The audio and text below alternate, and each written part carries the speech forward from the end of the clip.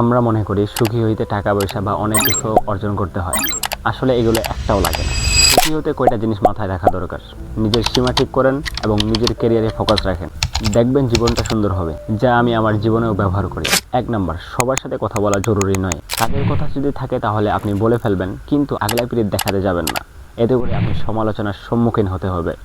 এমনিতে সাধারণত মানুষ সমালোচনা করেই থাকে, কিন্তু যখন আপনি আগলাই পিরিত দেখাতে গিয়ে একটা ফায়সা কথা বলে ফেলবেন, তখন কিন্তু আপনাকে সমালোচনার সম্মুখীন হতে হবে। এতে করে অযথা চিন্তা আপনার মাথায় ভর করবে এবং আপনার মানসিক শান্তি কেড়ে নিবে।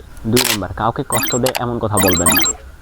অন্যকে কষ্ট দিয়ে আপনি নিজে কখনোই সুখী হতে পারবেন না। 3 নাম্বার, অন্যের ব্যক্তিগত বিষয়ে হস্তক্ষেপ করবেন না। অন্যেরা কি করে করুক, তাদেরকে করতে দেন। তাই বলে এই না যে আপনি অন্যায়কে প্রশ্রয় দিবেন। আমি বলতে চাচ্ছি, অন্যের ব্যক্তিগত জিনিসকে হস্তক্ষেপ করবেন না। 4 নাম্বার, সবাইকে নিজের ইচ্ছা মতো খুশি করা ঠিক না। এতে করে অন্যকে খুশি করতে গিয়ে নিজেকেই অনেক কিছু স্যাক্রিফাইস করতে হয়।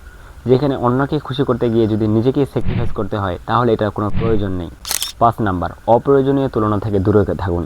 আপনাদের আশেপাশের মানুষ সফল হয়ে যাচ্ছে, কিন্তু আপনি এখনও সফল হচ্ছেন না এবং অন্যদের সাথে নিজেকে তুলনা করতেছেন।